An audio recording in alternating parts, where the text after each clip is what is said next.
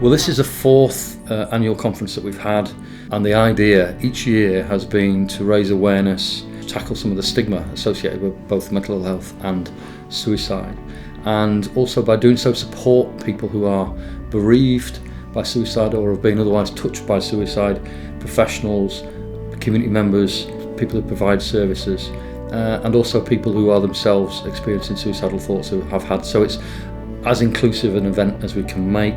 It's been a brilliant day. I've loved the variety of speakers. I like the sort of mix between what you might call the professional speakers, those who bring their professional angle, and then the lived experience who bring us back to earth and make us remember who we're here for, why we do this.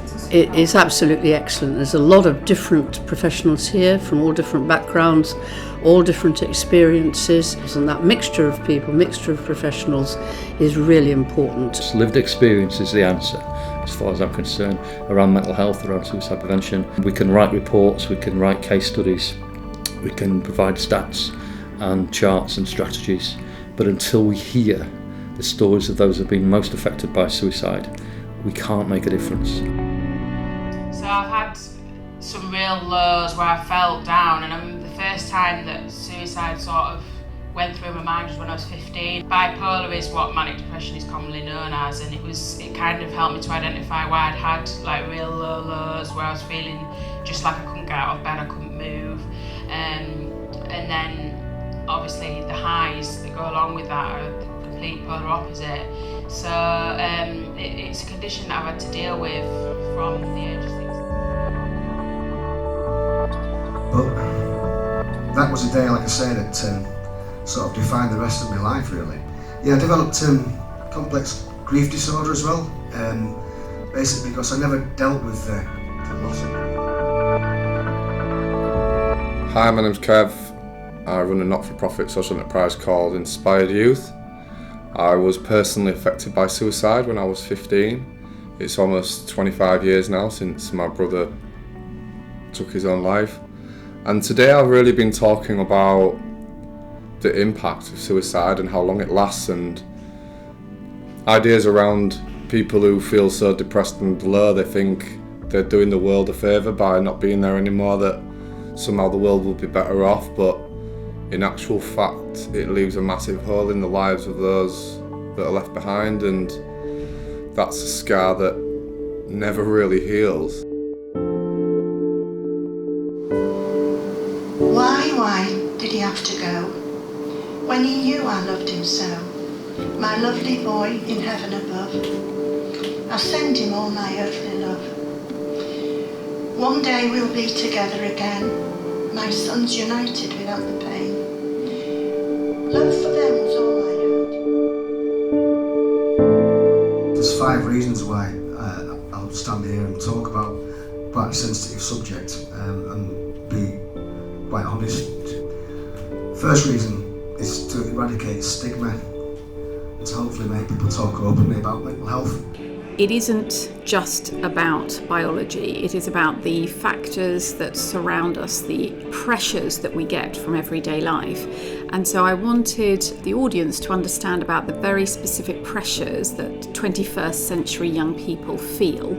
And so I talked quite a lot around perfectionism, which is rising, competitiveness, which is now in everything that we do, and the biggest things that seem to upset young people and perhaps lead them to do things that are self-destructive or self-harmful, and that is in particular fear of failure and fear of letting people down. And that feeling that they don't have genuine friendships, they have acquaintances, they have people they sit next to, you know, there's someone in the room next door, or they cook in the same kitchen, but they don't feel connected to those people. For example, at university, obviously it happens in other environments as well. I think social isolation and loneliness is recognised as probably the biggest public health challenge we face in society today. We have a national loneliness strategy linked to Joe Cox MP. That's certainly recognised as a priority for York. It's one of the priorities in the health and wellbeing strategy. A lot of people say reach out when you're feeling down, reach out. When you're depressed or when you're low or when you're lonely, the last thing that you do is reach out. In fact, you do the opposite. You push people away, you close people off, you don't answer the phone, you don't go out your house, you isolate yourself, you know. So I think it's an interesting theme that comes up, that people hide because they feel ashamed of how low they're feeling. They feel like maybe it will affect the way that people think they can do their job, or that in a professional context there's a stigma around it, or just that sort of age-old stereotype that you're crazy, that you're mad. But actually, I think if somebody goes out into the deep water and they start to struggle to swim and stay afloat, everybody goes out and the rescue boats go out and people say, quick, there's somebody struggling. When it's hidden, it's very hard for the wider population to understand what's going on inside a person's feelings and their mind. And if people could see them struggling, if you could reach out and if you could say, this is how I'm feeling, then just like people drowning, you would rush to them, you would look to help them. And I think we have to encourage people to talk more and be more open and real about how they're feeling, because in the silence people die. Suicide prevention really is about connectedness, about people feeling belonging, feeling that they're part of a community, whatever that connection may be it friendship or work, feelings of worth and a sense of belonging. That's why I called it Everybody Belongs Here, because I truly believe, regardless of where people come from, regardless of their experiences, true connectedness and true inclusion is one of the answers, one of the keys to make sure people feel that connection, feel worthy, feel worthwhile, feel part of this community. And I'm going to challenge us all to risk it. To dare to say I understand if you've ever felt this, if you've ever encountered this, to break the worst aspect of it, which is loneliness, and say I understand. If you've ever felt that depression, if you've ever had one of those thoughts, say I understand. Dare to. Because if you do, you never know for whom you're daring to understand. Might be like putting your hands out and catching someone and saving their life. Dare I say I understand? I think I do, so I'll dare to say it.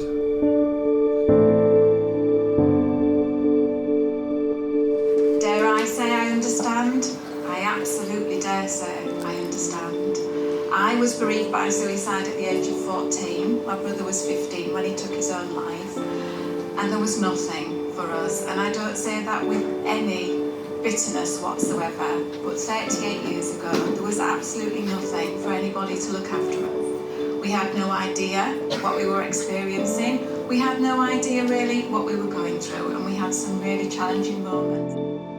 So this SOBS group, for example, or this postvention service, I can't imagine what it would have been like to have that in our lives when it happened to us, because you're in shock, you don't really know what's going on, nobody knows how to cope, there's no manual. So just that idea that there's someone alongside you, there's people in this city now that are bereaved recently from suicide, and they've got some volunteers there that are going to get by their side and walk them through what will probably be the hardest days of their lives, because they're coming to terms with the fact that their loved one's not coming back.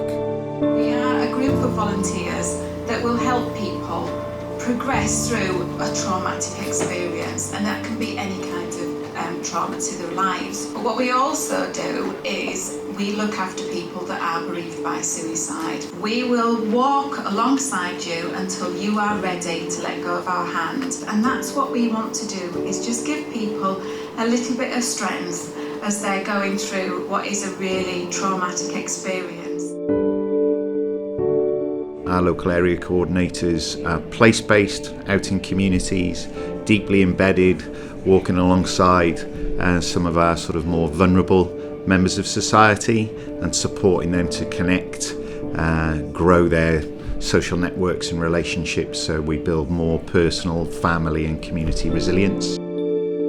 There's an absolute desire from all the people here today, probably, that anyone who's feeling a bit low or has a potential to get down a path towards feeling suicidal, that they've got a network of support of people to talk to. That's absolutely critical. We would love it that if part of that network that involved being physically active, just going on a run with a friend, being able to just have a chat whilst they're doing it, or just go for a walk out into the hills, out into the countryside.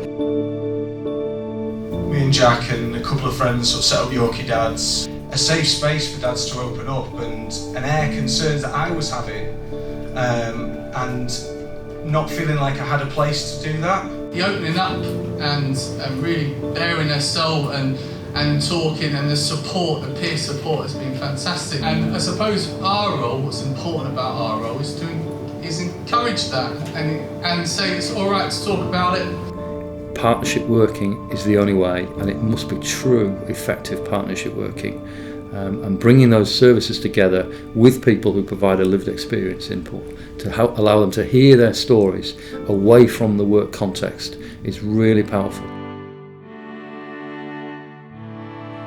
I think it's the third year I've been involved in the conference, and the whole event was moving.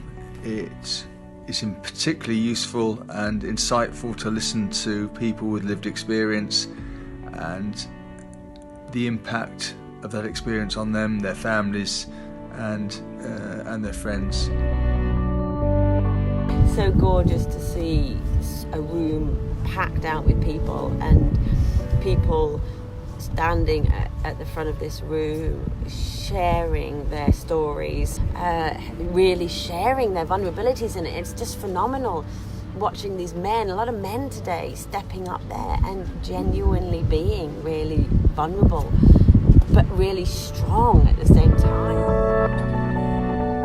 Thank you personally, Andy, actually, because it gives people like me like that feeling of validation that I can share that story and that grief, and also I can be in and around people that are also affected in that way, so thank you for the work that you do. I think too often when you think of mental health and suicide, people think it needs to be a really sophisticated, really specialist response, and it doesn't. We can all do it. We can all have a part to play that's really important. Suicide prevention has to be a community response. It cannot be simply for health services or any other services, because the people who spot the signs, spot the behaviour change, are those who see individuals every day.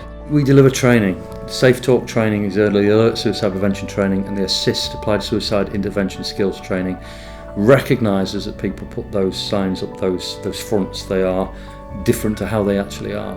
And we suggest, and the training package from Living Work suggests, that people give away signs, that there are subtle, sometimes less subtle, signs in changes behaviour.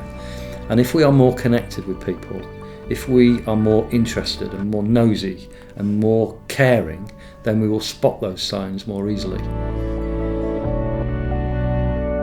A post that said that the statistic now for worldwide suicide is that one person dies every 40 seconds. And I was just reflecting on that and thinking how long we've been here today and how many of us would be left in this room. All of those lives, all of the people that you're connected to, all of the people that love you. Hope is the answer. I say hope is the antidote to suicide. How we present that hope, how we deliver that hope to somebody who's despondent, in despair, in crisis, is a real challenge. But actually it's through communication. It's through allowing somebody the space and safety to talk in their own time of what's happened to them.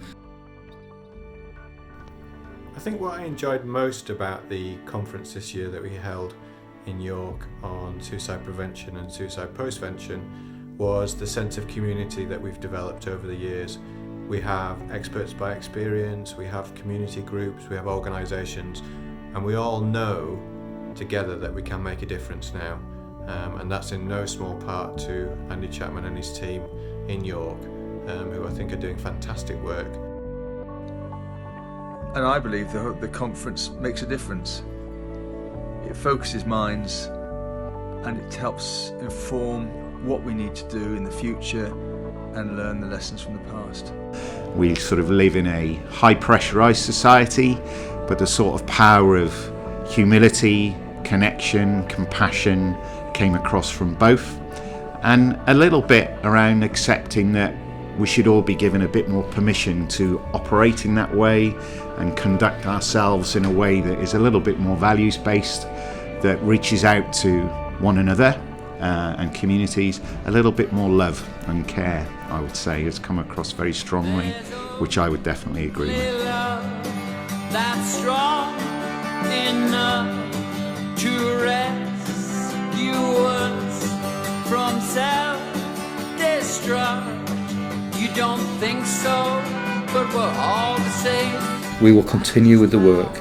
We will put lived experience at the heart of everything we do. As far as I'm concerned, that's the answer. That's the only way. Many faces, everybody belongs here. There's only one human race. Many faces, everybody belongs here. My brother's mad at me, our rooms are 2 more dead